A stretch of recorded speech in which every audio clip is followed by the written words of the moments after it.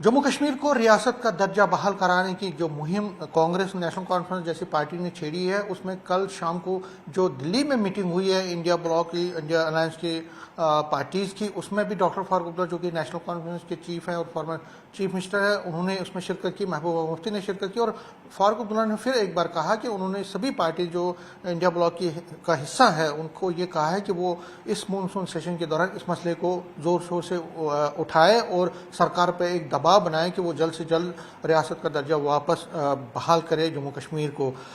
BJP इस पर क्या सोच रही है? मेरे साथ हैं सत शर्मा जी, ये जम्मू कश्मीर प्रदेश बीजेपी के प्रेसिडेंट हैं। सत जी, न्यूज़ 18 से बात करने के लिए आपका बहुत बहुत धन्यवाद।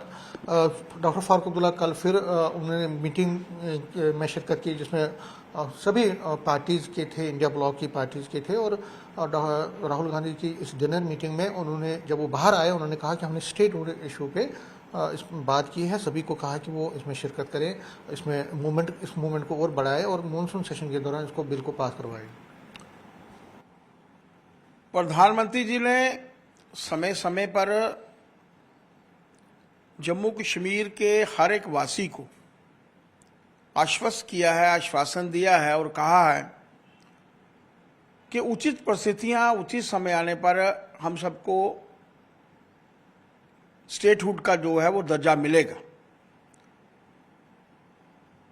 इंडिया ब्लॉक इकट्ठा होता है, इसमें कोई दो राय नहीं, और चुनाव लड़ने से पहले इकट्ठा होता है और फिर एकाएक हम सब जानते हैं इंडिया ब्लॉक में नेशनल कॉन्फ्रेंस है, कांग्रेस है, पीडीपी भी है, लेकिन जब सत्ता में बैठने की बात आती है ये एनडीए की तरह इंडिया ब्लॉक नहीं है।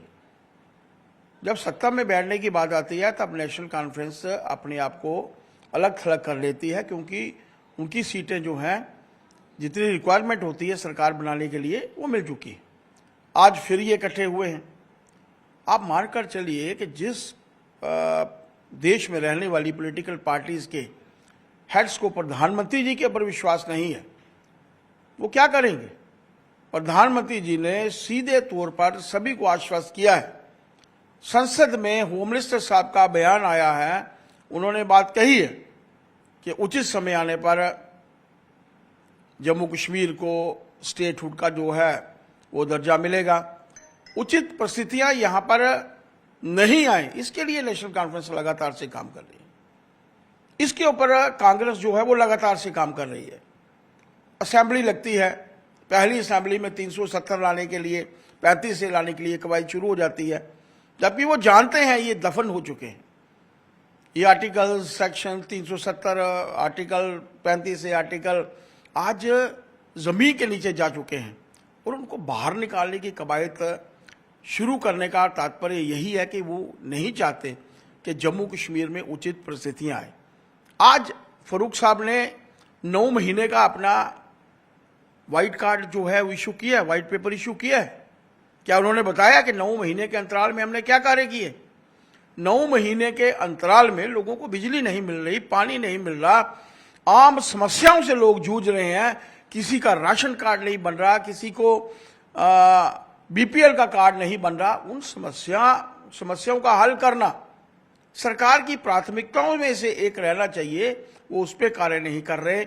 और प्रधानमंत्री जी के आश्वासन के बावजूद वो एक ऐसा वातावरण पूरे प्रदेश भर में क्रिएट करना चाहते हैं, लोगों की आंखों में मात्र धूल झोंकने के सिवाय ये कुछ नहीं कर। लेकिन सर जी, वो कहते हैं कि देखिए बहुत टाइम हो गया है, हम लगातार, अब तो अप्रोप्रिएट टाइम भी है। अप्रोप्रिएट टाइम क्या है? बीजेपी वालों से पूछिए, ये टाइम ही अप्रोप्रिएट है और देना चाहिए।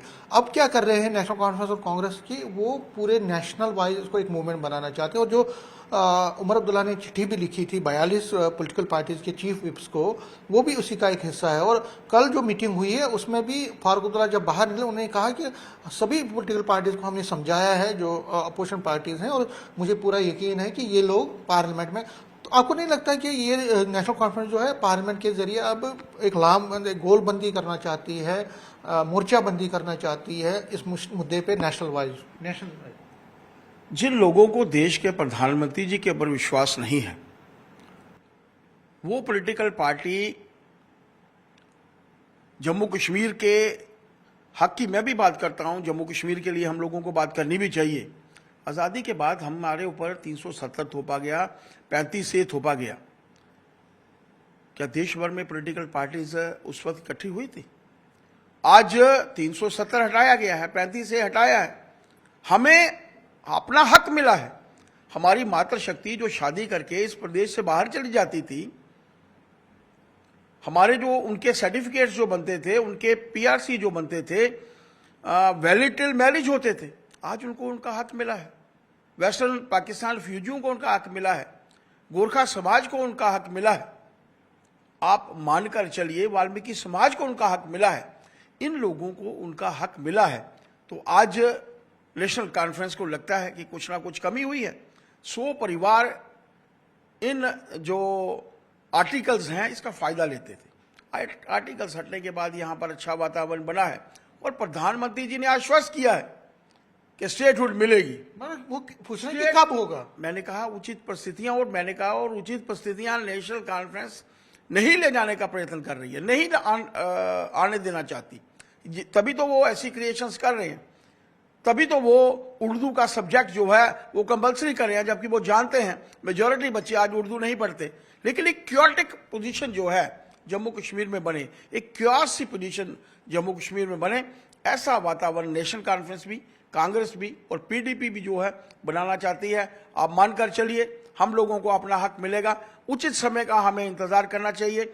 वो जानते हैं जब वो चुनाव लड़े थे तो वो कहाँ चुनाव लड़े हैं, वो स्टेट में चुनाव नहीं लड़ रहे थे। ये ठीक है कि उनको पता था कि वो जीतेंगे नहीं।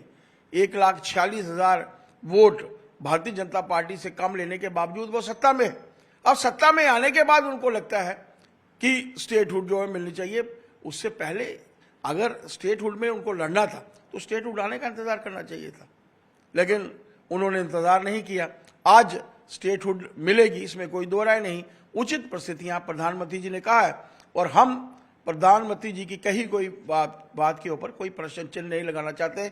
इन लोगों को लगाना है तो लगाने दीजिए। न्यूज़ 18 से बात करने के लिए शुक्रिया। कैमरामैन चांद के साथ में समीर भट्ट, न्यूज़ 18 जम्मू।